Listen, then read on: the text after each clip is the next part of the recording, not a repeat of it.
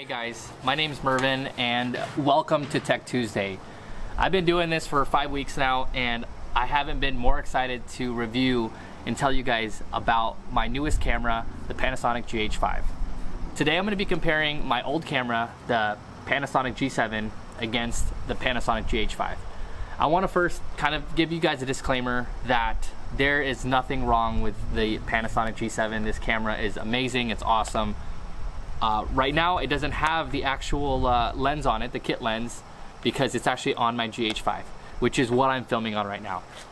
I kind of struggled if I should film with another camera and show you guys side by side the Gh5 and the G7, but I ultimately decided to use the Gh5 because of its quality and just because I like using it. I use it all the time. I use it every day for our daily vlogs. This channel is mostly a family vlogging channel, family daily vlogging channel. So if you guys aren't already, please consider subscribing. And if you like this video, for Tech Tuesday, there's a playlist that I've made for all of the other gear that I've reviewed. Ooh, it's a little chilly.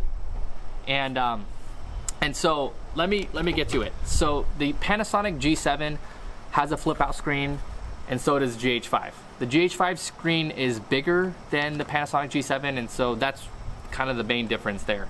The actual body of the camera, the Gh5 is bigger, and even though it's a little bit bigger and a little heavier, it seems a little bit better in the hand. Like my hand is, I don't know if it's average size, maybe it's a little bit big, but this camera seems just a little too light and plasticky, and I know it doesn't have a lens on it.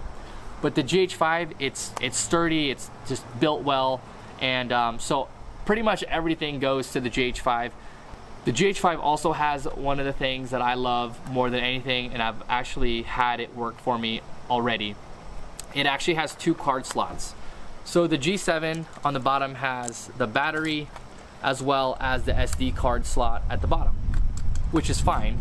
The Gh5 has the battery at the bottom, but it actually on the side, when you pop it open on the side, and I'll put it up on the screen here, it actually has the 2 compartments, and they're both SD cards.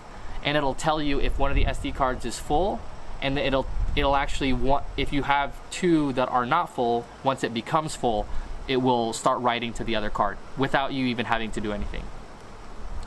So that's one of the best upgrades right there. The other thing, and a lot of people don't talk about this when they talk about the Gh5, and they talk about all of its enhancements and all of its features and all of the ways that you can film.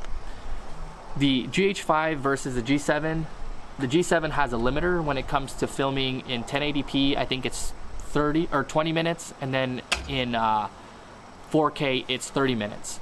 The Gh5 has no limit, so it doesn't matter what you're filming. You can leave it there to film a time lapse, and it can film until either the battery dies or until the SD cards are full. So that's huge, and that's one of my most favorite things about the Gh5.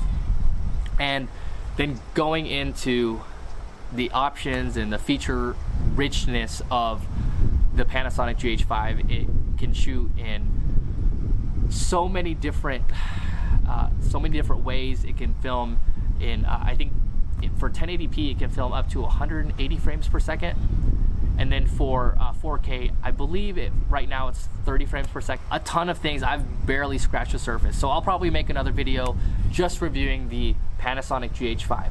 But you know, for the price, the G7, you can get almost 3 of these with the lens for the price of just the body for the Gh5. So obviously, budget is to take into consideration. But you know, the differences between these 2 cameras, as far as I use it from a vlogging perspective, the G7 is more than enough. The Gh5 is probably overkill for a daily vlogger. But if you're into cameras, if you're into wanting to challenge yourself, and there's a lot of other options that you can go with the Gh5. So I hope you guys enjoyed this. I hope you learned something. That's really why I do these, is to kind of tell you guys things that other reviewers and other tech reviewers won't tell you. Is really just the day-to-day, you know, the weight of it, how to use it, how often it can be used, how sturdy it is, all of that kind of stuff. And basically if you have a G7 and you're thinking about getting a GH5, you have the money for a GH5, I'd go get it. The GH5 is awesome, and the buttons and everything are pretty much all the same. It's basically like, this is just the more entry-level version of the big GH5, which is it's a beast of a camera. I actually just got a Metabone speed booster and a Sigma 18-35 lens that I put on this guy. So that's not what's on here now, but I'm going to do a review on it. I've barely had a chance to play with it. So yeah, so that'll come up in another Tech Tuesday. But I hope you guys enjoyed this one. I'll see you guys in my next video, and if you aren't already, consider subscribing. Thank you.